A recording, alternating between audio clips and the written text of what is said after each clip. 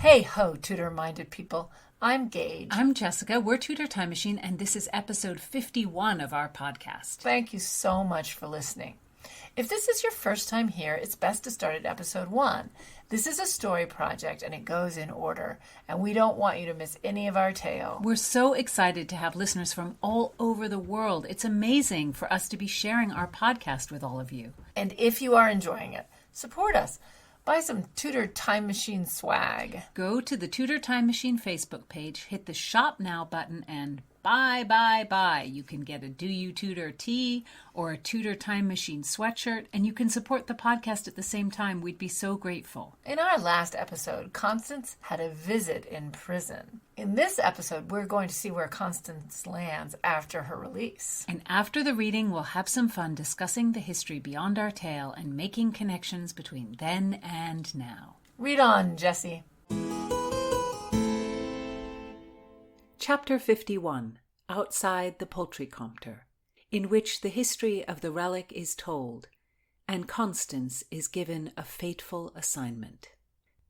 Constance briefly thought she was to run along behind with Wynne, as her aunt never pampered her. But lo and behold, there were 2 litters and 4 sturdy men in livery. "You are a true stoner," her aunt awarded with a kiss on the cheek, as one of the men helped Constance into place.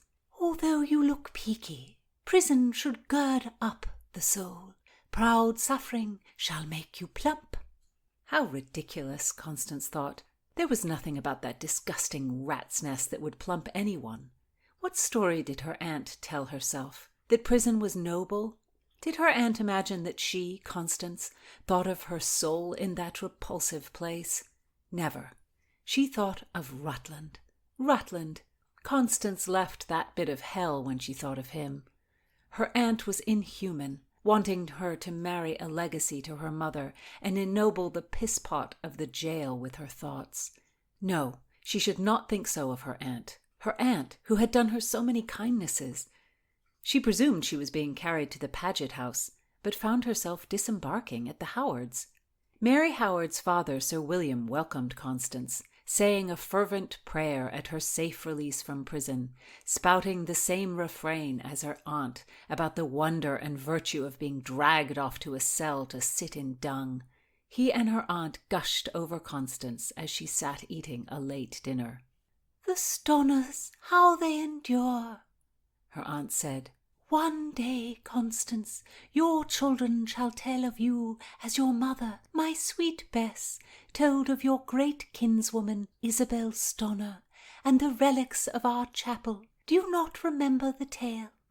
It was as if Constance had been struck. How could she have forgotten? Rutland filled every moment of thought. Of course, Sir Francis Darrell, his arrival at the Arundel Inn. Even now Philomena might have Wyatt's pomander and was waiting for her to come with the key. Oh, how could she get away? Her aunt went on. "I loved how your dear mother embroidered the story for you. Bess had such a talent. It lodged in you. It held you and called you to us. It made you the brave girl you are. But you are past such half-truths fit only for a child." "What do you mean, my lady aunt?" "Dear Bess wanted you to have hope, but it was such a bleak time. I shall tell you.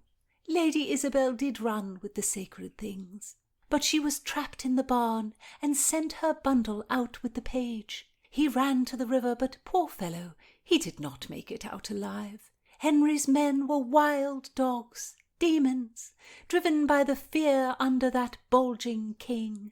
That poor boy lost his hands, and then they set him on fire, and he threw himself into the river. He is in heaven now, dearest Constance, and those men are in hell. They melted everything down that very night." "Even the ring of the martyr, Sir Thomas More?" Constance held her breath as she asked the question. "Indeed, that was one of the first things to be melted down. King Henry had the ruby from it, set into a clock." Constance gulped her wine. Such destruction, desolation, and no relic, a tale told to a little girl, an empty quest. Sir William added, The devil has those looters on hot racks, and he turns the screw, breaking their bodies, while his minions pound nails into their feet." "The Lord is merciful," Aunt Stoner said, wrapping her arms around herself in an embrace. "They hung the monks and pulled their guts out. The filth tore out their hearts while they still beat. That is what they did, and they are damned for it. Constance, are we not strong to hold on to our fury for 30 years? Should we not hold it 100, 200? When should the fury of our wrongs be spent?" An agony filled Constance. The relic, the search was her only anchor, but it was a lie. The hope it gave her was a hope in nothing. How could it be so? She wished she were a little girl so she could cry and run away from these tormentors. She drank her wine, knowing the misery was written on her face, yet she did not care. She was too tired to hide. "Dearest," Aunt Stoner said, "I see your visage, the visage of one wrong. Your blood is full of our righteous wrath, and we shall pass it to our children, and they to theirs. We are Stoners." "Wine, radishes, bread," Sir William sang as he watched Constance eat.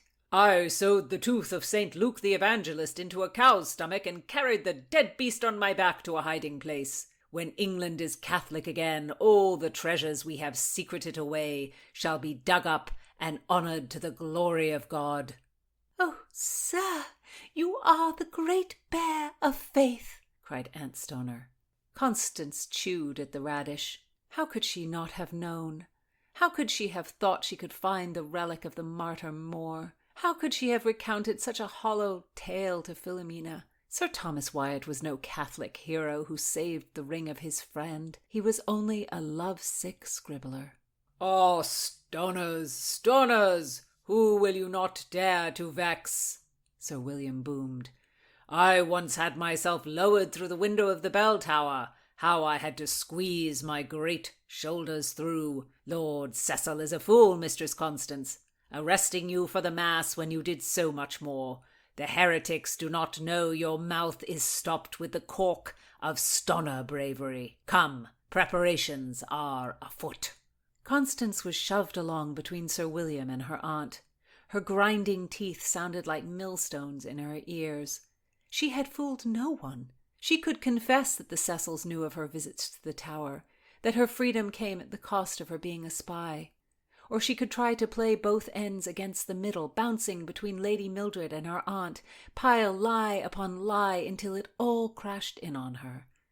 Through a tight passageway, Sir William led Constance and her aunt to a panelled wall. His fingers found an edge, and he slid a board to the side, revealing a secret cupboard. "Step in, ladies, and see the authority of your host." "Oh, Sir William, you indulge us so," said Aunt Stoner. "Fie," thought Constance. "Flatter him and his windbag will pop." Sir William shut the panel and the darkness enclosed on them. "There," Aunt Stoner indicated a small wooden lattice. Constance peered through into the torchlit room with vaulted ceilings carved with roses and painted. Below stood a table larger than a king's bed. There were no doors to this room, but panels opened on all sides as men pushed through. This was a room for confidences. There was Charles Paget himself, the deceiver. Constance identified the others, Catholics all. The Duke of Norfolk, Sir John Sheffield, Sir Thomas Southwell, Baron Lumley, the noble Henry Fitzalan, the Viscount Montague, others whom had always been at the Mass. As he took his place at the table, Sir William's gargantuan head obliterated Constance's view. "Signor David Rizzo is dead. God willing, the royal Scots will be reunited," Sir William proclaimed. "I'm willing to pledge arms when they march to England," a voice growled. "Queen Mary is too lenient with the Protestants." Was that Charles speaking? "Darnley will sway her. Have you not witnessed his Catholic loyalty?" Another man assured. "Mary will see reason, and this will send her to the arms of her husband." The men's voice came so fast, rippling with plans and anger. "Indeed.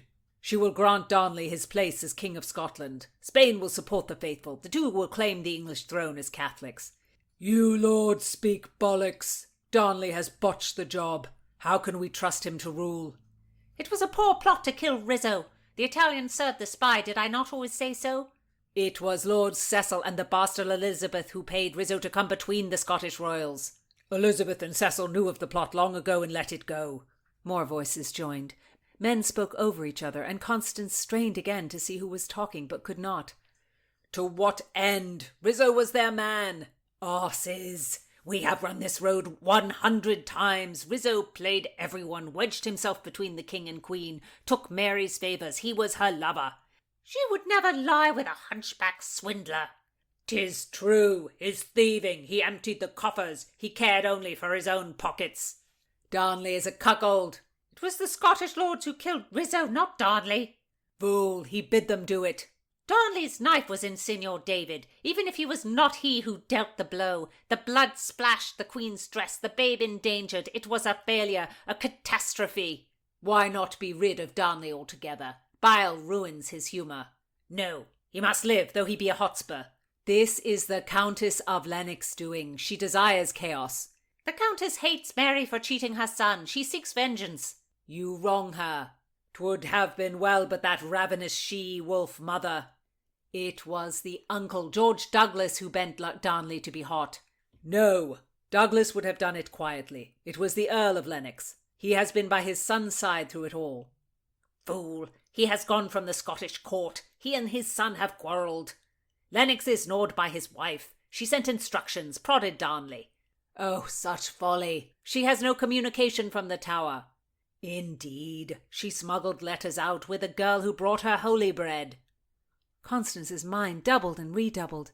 The Countess of Lennox's letters to her aunt, no trifles between friends to save a prisoner from despair, no cajoling lines of glory and endurance. The Countess of Lennox sent out plans, and her aunt forwarded them to Darnley from the safety of Stoner House.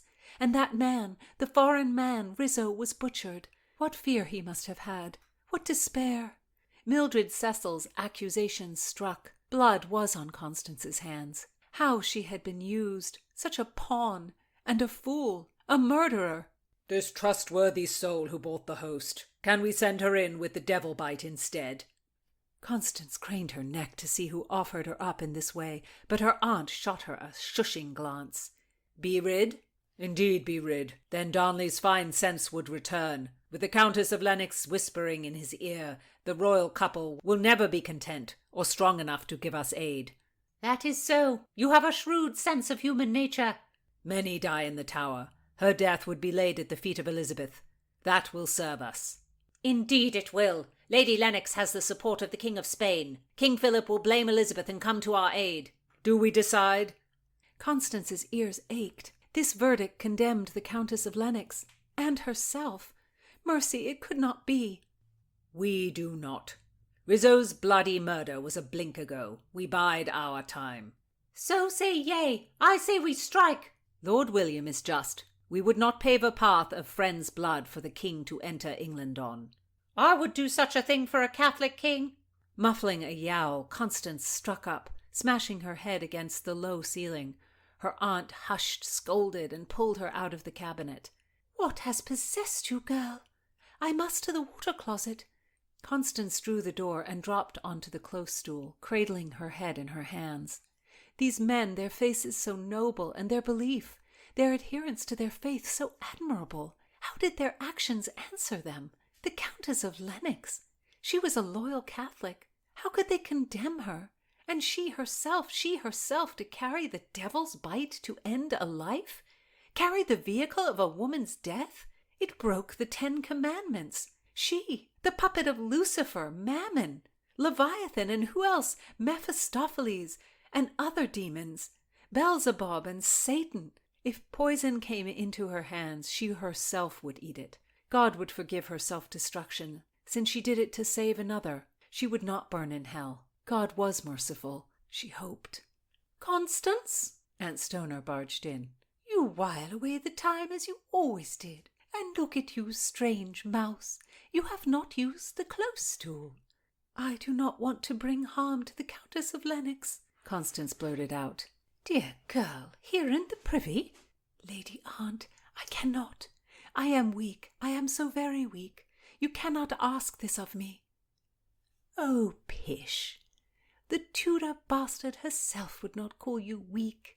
Come, Sir William has given you the finest room in the house, an honour, and you need to restore yourself before meeting Charles.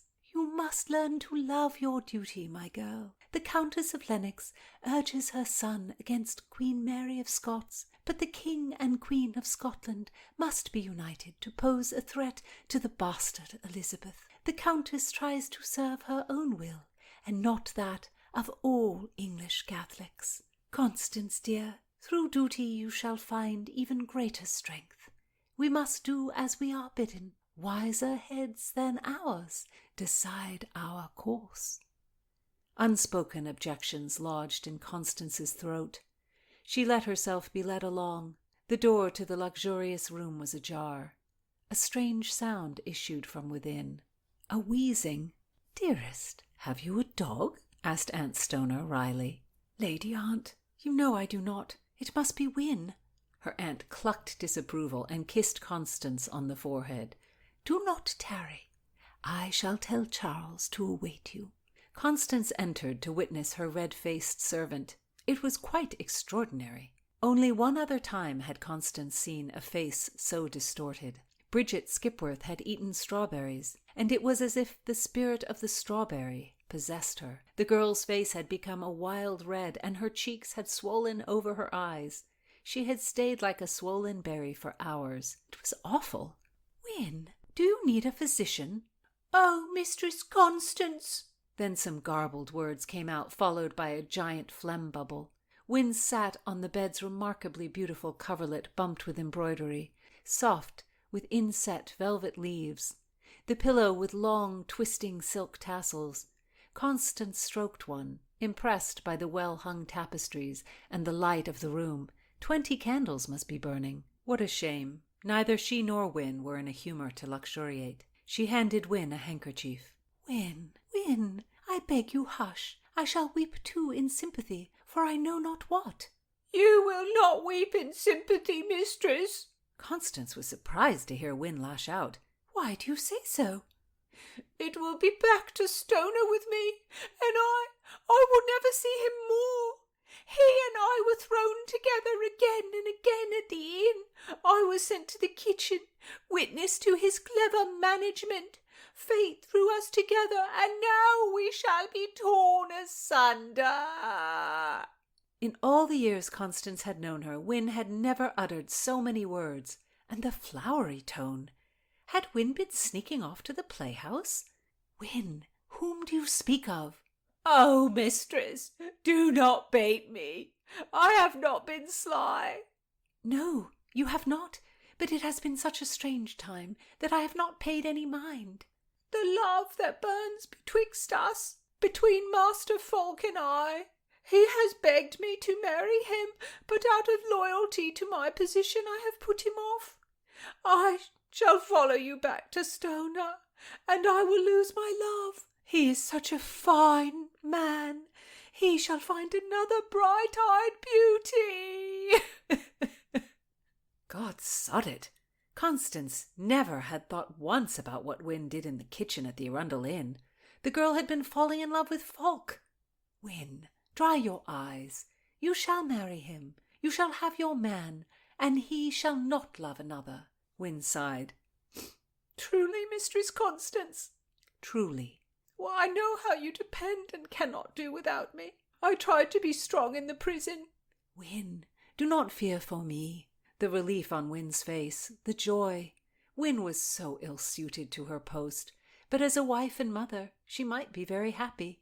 "I shall give you something to sell, and you may keep the coins." "Oh, Mistress Constance, you shall be in my prayers every night." A knock on the door. Her aunt's voice. "Constance, child, Charles Paget awaits you." "I am coming, madam," Constance replied. "Oh, mistress, allow me to prepare you." Win rose happily. "Very well, Win," Constance said, allowing Win to fluff her hair, arrange her ruff, and smooth her skirt. "You look lovely, mistress." Win smiled. As if groping her way through a thick mist, Constance set out to find the man she did not want. Which words had come from Charles's mouth at the gathering? Had he offered her up as the hand of death? Her sickened stomach returned. A taste of bile came to her mouth. Charles was not at the foot of the stairs, as she thought he would be. No one was there in truth, but the front door was open. She should close it. The cold was spreading through Sir William Howard's house. Constance walked out the door. Where is Constance headed? We'll have to wait for the next reading to find out. Well, she has to get away. Well, she can't stay at Sir William's to be used as an unwilling assassin. Constance thought she was doing something noble to help a cause, but now she's in too deep, and is now. Her aunt, Sir William, the other conspirators, they all believe the end justifies the means. But Constance can't accept that. No, she has her own kind of morality that's not just within the rules she's taught. She's crushed to find out that the relic was a fairy tale that really gave her hope. And now she's just confronting all these harsh realities about what she believed. And because of the situation in Scotland, everything is in confusion. Constance is clear she can't be an assassin, whatever Lady Lennox has done. And Constance already fears she has death on her hands because she unknowingly passed these letters from Lady Lennox to Darnley. Letters that in this crazy situation where nobody really knows what happened or what's going on, she worries might have been part of the plot to kill David Rizzo. Rizzo has really taken a place in history, and some historians use the name Rico, but we're going to stick with Rizzo. But we do acknowledge that there are other ways to say and to spell his name, which is so common in this period. And I think that's a very good reminder for all the Shakespeare authorship doubters, because I have heard people say that Shakespeare couldn't be Shakespeare because Shakespeare was spelt in so many different ways in so many different places, which is evidence that whoever Shakespeare pretended to be, he was illiterate or not a real person. But that is just not true. There was no standardized spelling at this time. People spelt their names in many different ways. But I wish we still did that. I wish we still did that, I too. hate standardized spelling. It's so terrible. But it does make things less confusing, let's be honest. Not for me. Anyway, that's our little rant for today. In this chapter, there's lots of different theories that are voiced by Sir William and his fellow plotters. Because the motivation for killing Rizzo is still complicated 400 years later. It must have been just a massive, insane, out-of-control rumor mill. It seems like such a pointless murder. Rizzo was not a Protestant lord. He didn't wield power. Why him? It was a violent death, and it destabilized the country, and it actually started Mary's fall. She never recovered from it. The sort of bloody nature of it, it's natural that Constance assumes the worst, that she's had a part in it. Because people are just being caught up in things beyond their control. I think about how it is now, despite all of our means of communication. It takes time to piece together the truth of an event. And imagine what it must have been like in 1565, when news came in bits and pieces over days and weeks, even months. So much time for scuttlebutt to fly. Scuttlebutt, that's a funny word. It took a lot of time for news to travel. Edinburgh, where the murder of Rizzo took place, is about 500 miles as the crow flies from London. And let's say a horse is going extremely directly. They can gallop a mile in maybe 10 minutes. So doing our math... Well, full disclosure, we've done this math ahead of time because neither of us have calculator type brains that could work out any of this math right away. No. Even riding post, changing horses, and galloping all the way with good roads, good weather, it would have taken at least 3 days for tidings from Scotland to reach Elizabeth's court. And you said good roads and good weather, neither of which I think were present in the border between Scotland and England at this point. By the time news arrived, it was old and very possibly wrong. Rizzo's murder occurred on the night of March 9th, 1566. No doubt someone was dispatched to England with a report, but it would have been a very incomplete picture of events. On March 15th, Mary wrote a long letter to Elizabeth, and in it she said, "Some of our subjects, and counselled by their proceedings, have declared manifestly what men they are, slain our most special servant in our own presence, and thereafter held our own proper person captive treasonably. Some of our subjects and counsel. Mary was being very cagey at this point. She was not naming names, especially not Darnley's. And Darnley was the one who held her back when they killed Rizzo. There was no question in Mary's mind at this point when she was writing that letter that Darnley was involved. It wasn't like he was a secret plotter. He was in the room where it happened, to quote Hamilton. And besides the obvious horror of her own husband having plotted against her, maybe Mary was embarrassed to admit Darnley's treachery. Elizabeth was so against the marriage from the start. Well, because of Darnley's claim to the English throne, not because he had a lousy personality. But nevertheless, there is Elizabeth with her loyal advisors and relatively stable country and no usurping husband. Marrying Darnley was such a disaster for Mary. I recently read this quote about Mary and Elizabeth attributed to Nicholas Throckmorton in a letter that he wrote to Robert Dudley. Methinks it were to be wished of all wise men and her Majesty's good subjects that one of these two queens of the Isle of Britain were transformed into the shape of a man, to make so happy a marriage as there might be a unity of the whole isle. I love that idea. Mary and Elizabeth marry. They're perfectly suited to each other. And I think he actually also talked about how they were both tall and good-looking and athletic. They'd make the perfect couple. And Darnley was so terrible for Mary, but there was another bad-tempered man who did all he could to tank her rule. Her half-brother, the Protestant Earl of Moray, James Stuart, illegitimate son of James V, Mary's father. Well, yes, him too. But I was actually thinking of the Presbyterian preacher and theologian John Knox, founder of the Scottish Kirk. This is embarrassing, but it wasn't until a few weeks ago that someone, in fact, I think it was you, told me that kirk is the Scottish word for church. I stupidly thought during all these years of reading the history of the Tudors that the kirk was some type of Scottish government council. I don't know. And it was somehow combined in my mind with kilt. I thought the kirk was a type of Scottish national dress. Anyway, silly me, because, of course, kirk means the Scottish church. Simple. And John Knox is credited with being its founder. Knox is notorious for not being a fan of female rulers. In 1558, he wrote the polemical work, The First Blast of the Trumpet Against the Monstrous Regiment of Women. Was there a second blast? It's funny you ask. The first blast was so successful, in terms of how many it sold and how many people read it, that Knox planned a second and even a third blast.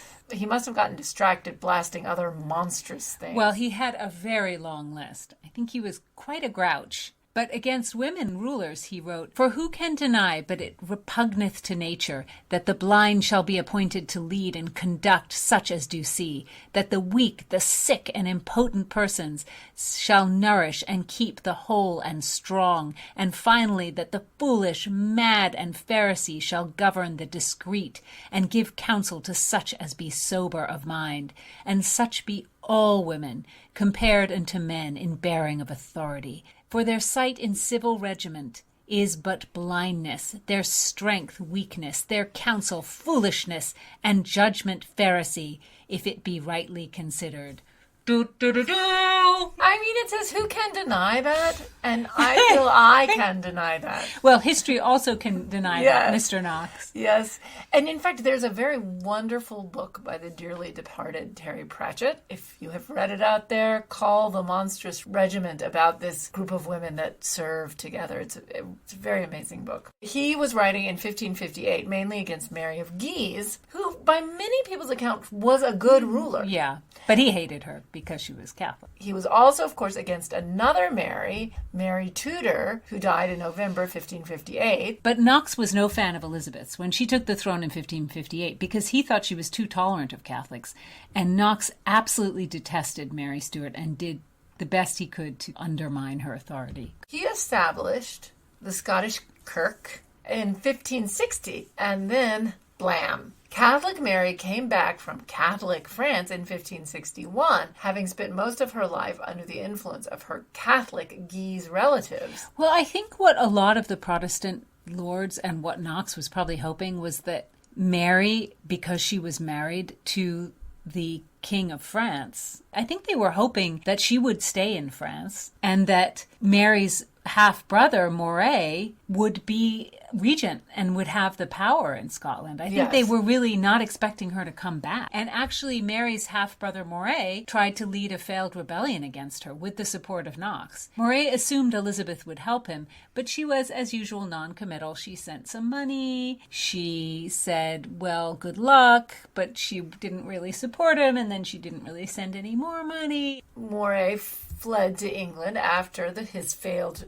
coup attempt that Mary actually won. Elizabeth acted as if she had no idea what he had been up to in Scotland. My goodness, what brings you here, sir? You've come to visit. So it seemed like Mary, back in Scotland, having just triumphed over her half-brother, was in a winning position, having cemented her power. With Moray gone, Knox and the Protestant nobles worried that Mary would take advantage of the moment and promote the Catholic religion in Scotland. In this way, her triumph over her brother weirdly put her in a worse position than she was before. Because with Moray in Scotland, Knox and the Protestant lords saw Moray as a kind of checks and balances. It's kind of an odd situation because Mary has just won against this failed coup attempt, but it actually puts her in a worse position. And there were rumors that Mary proposed to join a Catholic league with Spain and France, and that Mary was being heavily supported by the Pope. Those rumors helped fuel the fire of the Protestant nobles' hatred of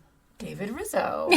He seems strangely insignificant, but they decided to focus on him. He was a Catholic, and he was an Italian, and they considered him, perhaps worst of all, low-born. Mm-hmm. And people accused him of being a spy of the Pope, which he may have been, but that was nothing unusual. Looking back historically, it seems weird to focus on Rizzo because he was only Mary's secretary. But as we can see in other historical situations, sometimes a person who seems quite small in the big picture is the focus and can destabilize everything. Sometimes those people are the scapegoats, as he was, and the nobles really used him to stir up Darnley. Which was very easy to do because Darnley was already dissatisfied. He wanted the crown matrimonial, not just to be a king consort. And Mary steadfastly refused to give him the crown matrimonial. Only Scotland had this law. I may be wrong about that, but I think it was only in Scotland. Because there's different laws in every country. And if England had had a crown matrimonial, that would have meant that King Philip of Spain would have succeeded Mary Tudor. This crown matrimonial was specific to Scotland at this point. It's really important to understand the difference. So in 16th century Scotland, if Darnley had been given the crown matrimonial, he would have been co-ruler, as if he were born to it.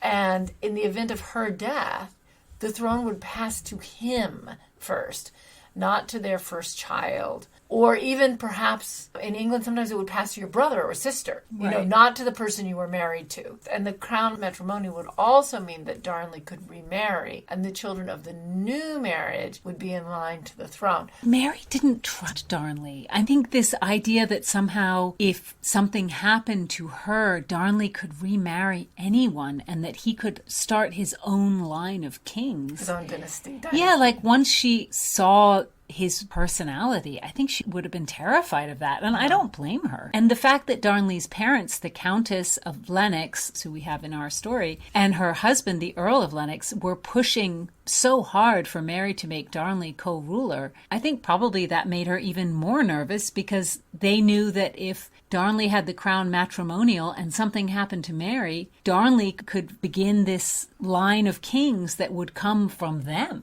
That was a very powerful thing. Because Mary would not give him the crown matrimonial, the plotters offered Darnley the crown matrimonial. You could argue that they, in fact, did not have that power, but that is what they did. And I guess they decided that Darnley was a more suitable leader for them than Mary. Which is kooky crazy because Darnley was also a Catholic. And that was one of their big problems with Mary, besides being pretty much an alcoholic and very unstable. Maybe they thought Darnley was more pliable than Mary, had less sense of what to do. I think you're right. I think they thought Darnley would be more easily manipulated. They also convinced Darnley that Rizzo was Mary's lover, which implied that Mary's child that she was carrying was Rizzo's. As historian Antonia Fraser puts it, the character of Darnley was like a tinderbox on which it was all too easy for the disaffected nobles to strike a flame, using Rizzo as a flint. You know, you'd think that Darnley would not want to endanger the legitimacy of his child. But again, Mary had not elevated him to the crown matrimonial. He had nothing to gain in terms of power from a legitimate child.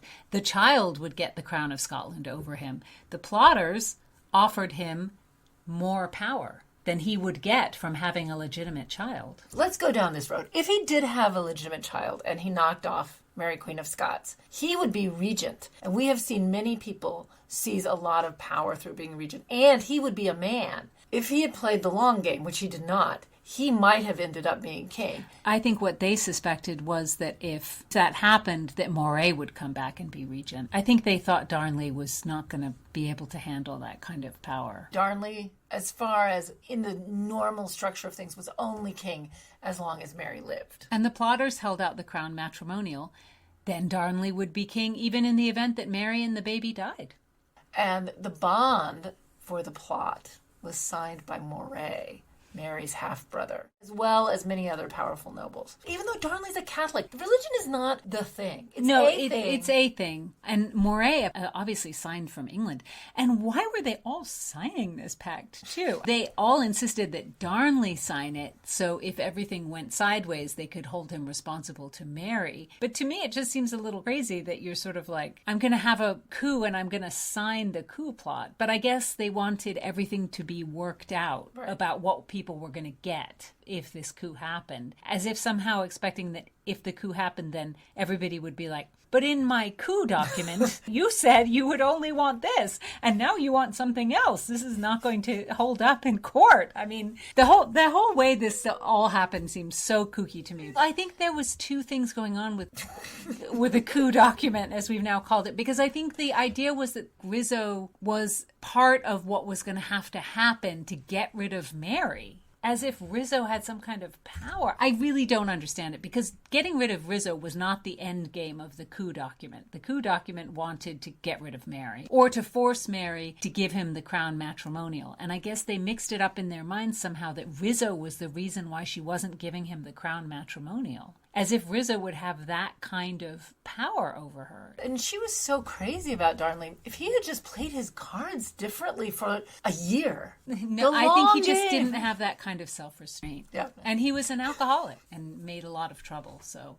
And Darnley, with his very good long game mind, said he wanted to kill Rizzo violently and publicly. He jumped at the chance to rebel when he had it. The truth is that Mary herself really underestimated the potential of a plot against her, because there were lots of rumors at her court of something afoot, and she sort of dismissed them because she felt like she had just won against her half-brother who was trying to take her power, and she kind of overestimated the strength of her position. Clearly Elizabeth had also heard the rumors of trouble, because Randolph, one of the plotters, wrote from Scotland to Robert Dudley a few weeks before Rizzo's murder. I know for certain that this queen repenteth of her marriage.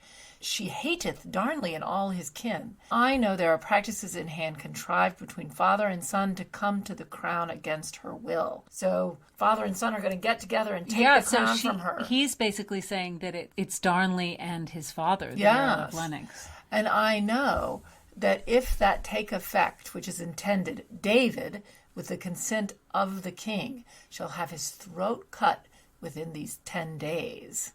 That is pretty clear. Isn't it amazing that he would write that to Dudley. Oh, to Dudley. But I mean, he would have known that Elizabeth would see it. If Mary didn't believe these rumors, there wasn't much Elizabeth and Robert Dudley and Cecil could have done. That's supposing that they actually wanted to prevent trouble in Scotland, and that might be giving them too much credit, because chaos in Scotland, I would imagine, was only beneficial for them. And I'm sure they all knew that Darnley was being supported by his family, the Earl and the Countess of Lennox, to rebel against his wife. And of course, Elizabeth had the Countess of Lennox being held in the Tower at this point. So she couldn't possibly support Darnley.